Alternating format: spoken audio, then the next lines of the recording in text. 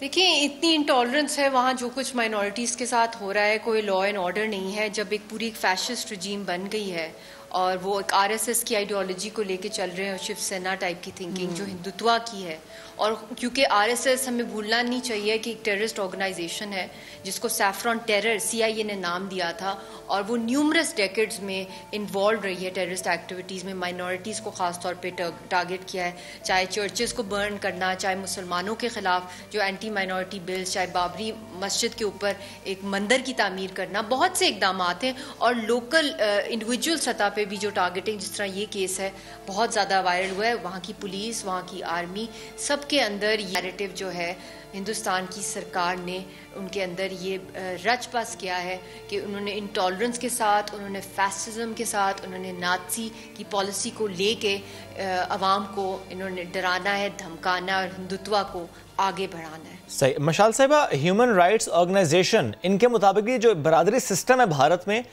وہاں پر دلت پریشان ہیں. ان کی رپورٹ ہے یہ کہ ہر سال ہزاروں دلت خواتین ہیں، بچیاں ہیں جن کی عزتیں لوٹی جاتی ہیں. ایسے ظالمانہ اقدام کے خلاف کوئی کچھ کرتا کیوں نہیں؟ Even with in the state کوئی کچھ نہیں کر رہا. کہ بدقسمتی کی بات ہے کہ دلتس کو even before Modi came to power, مگر وہاں پہ ایک کاسٹ سسٹم اتنا اسٹرانگ ہے، اور جس طرح دلتس کا لاکھوں کروڑوں میں ووٹ ہے، مگر ان کو ہر دفعہ یوز کیا جاتا ہے. ان کو جیسے کہ انٹچبلز کہا جاتا ہے، کہ ان کو مطلب کہ اچھوت ان کو کہا جاتا ہے. ان کے کوئی لاز نہیں ہے، ان کی کوئی پروٹیکشن نہیں ہے. ان کی عورتیں کیا، بچوں کے ساتھ، جو ان کے مردوں کے ساتھ جس طرح ان کو ٹریٹ کیا جاتا ہے، جانوروں سے بدتر وہ زندگی گزار رہے ہیں، اور ان کو بہت زیادہ عذاب سے گزرنا پڑتا ہے. ان کی بھی موومنٹ بڑی اب اسٹرانگ ہو رہی ہے دلتس کی. میں امید کرتی ہوں کہ جب تک یہ رائز خود نہیں کریں گے ایز اے کمیونٹی، کیونکہ ان کو as a community, as a sect target کیا جاتا ہے، تو ان کا میں نہیں سمجھتی کہ ان کا کوئی فیوچر میں کوئی ایگزسٹنس رہے گی، جس طریقے سے ان کی بھی ایتھنک کلینزنگ کی جا رہی ہے. مشال، 2012 میں ہوتا ہے دلی ریپ کیس، جس کے بعد پورا بھارت سڑکوں پر نکلا، بڑے بڑے پروٹیسٹ ہوئے، اور پھر اس کے بعد میں بھی یہ دیکھا گیا کہ کیسز میں کمی نہیں آ رہی، انصاف دلانے کے پروسیس میں تیزی نہیں آ رہی. اس سب کی وجہ آپ کو کیا دکھائی دیتی ہے؟ کہ اس کی وجہ یہ ہے کہ ان کا ویک لا اینڈ آرڈر ہے، اور جب ان کی اپنی سرکار جو ہے وہ گلوریفائی کرتی ہے ریپسٹ کو، اور ریپسٹ کو بہت سے ہیں جو کہ ان پاور میں ہیں، جو انوالو رہے ہیں، ایسی ایلیگیشنز ہیں ان کے اوپر، اور جنہوں نے بہت غلط قسم کے بہت ہی عورتوں کے خلاف بیانات دیے ہیں.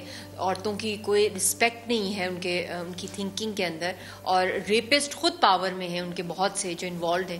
تو ہاؤ ڈو یو ایکسپیکٹ کہ ایسی رجیم جو ہے وہ عورتوں کے حق میں کوئی جسٹس پرووائڈ کر سکتی ہے؟ بلکہ الٹا عورتوں کو ہی بلیم کیا جاتا ہے کہ ہاں وہ نکلی کیوں باہر، کہ ان کے ساتھ یہ انسیڈنٹ ہوا ہے. اور وہاں پہ تو ہر جگہ ریپ کے انسیڈنٹس آ رہے ہیں، چاہے فیمیلز پہ ابیوز ہو.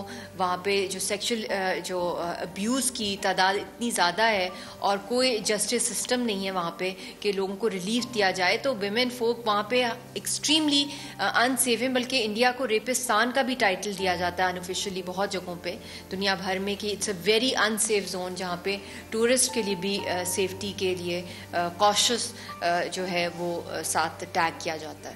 بالکل مشال، this is all because of the weak justice system. اور اس کی ایگزامپل ریسنٹ ہم نے دیکھی بابری مسجد کی شہادت کے کیس میں، جو ظالمانہ فیصلہ وہاں سے دیا گیا. ایسے بہت سے فیصلے وہاں سے آئے ہیں، وہاں کی کورٹ سے آئے ہیں، جس سے معلوم یہ ہوتا ہے کہ وہ جو کورٹ ہے وہ انڈیپینڈنٹ نہیں ہے، کورٹ ڈیپینڈنٹ ہے.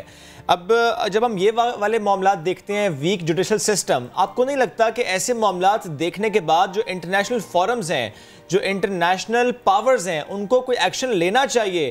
کب تک ہم ویسٹڈ انٹرسٹ کو امپورٹنس زیادہ دیں گے؟ دیکھیں، یہ جو کچھ مقبوضہ جموں کشمیر میں کر رہے ہیں، یہ بہت ہی، جتنا بھی اس کی اسٹرانگ کنڈمنیشن ہو جائے وہ کم ہے، کیونکہ ہائیسٹ کرائم اگینسٹ ہیومینٹی کیا جا رہا ہے, ایتھنک کلینزنگ کی جا رہی ہے باقاعدہ, بائی اسٹریٹجی, بائی ڈیزائن کی جا رہی ہے, اور جینوسائڈ کا ایک ڈیتھ وارنٹ ہندوستان نے ایشو کر دیا ہے. پچھلے سال 5 اگست کو جو انہوں نے جو گھنونا ایکٹ کمٹ کیا, ایک پریزیڈینشیل آرڈر کے تھرو انہوں نے کشمیریوں کو اسٹیٹ لیس کر دیا, ریفیوجی بنا دیا. پہلے ان کی آکوپیشن تھی, وہاں پہ قبضہ کری تھی, اب ہندوستان کی عوام کو وہ لائسنس دے دیا گیا کہ جاؤ ان کی زمینوں پر ان کے سارے حقوق جو ہیں, چاہے وہ اکنامک ہیں, سوشو پولیٹیکل, سارے کے سارے رائٹس آف ایگزسٹنس, ان کی آئیڈینٹی کے انہوں نے چھین لیے ہیں. تو میں یہ سمجھتی جو ایمنسٹی انٹرنیشنل کو بھی جس طریقے سے انہوں نے وہاں سے باہر نکالا ہے, ان کے خلاف جو ہراسمنٹ کی ہے, جو ان کے اوپر جھوٹے ٹیکسز لگائے ہیں, جو اسمال ڈونرز جو ڈونیٹ کرتے تھے ایمنسٹی کو, ہر لحاظ سے ان کو ہراس کیا گیا ہے. ان کی جتنی بھی جو رول ہے ان کا to investigate, to probe human rights violations, یا ان کی جو انڈیپینڈنٹ اسٹڈیز ہیں اس کو ٹارگیٹ کیا گیا ہے, کیونکہ انہوں نے رپورٹس کھل کے کی ہیں گروس ہیومن رائٹس وائلیشنز کے اوپر مقبوضہ کشمیر میں, اور انڈیا میں مائنورٹیز کا حال ہو رہا ہے.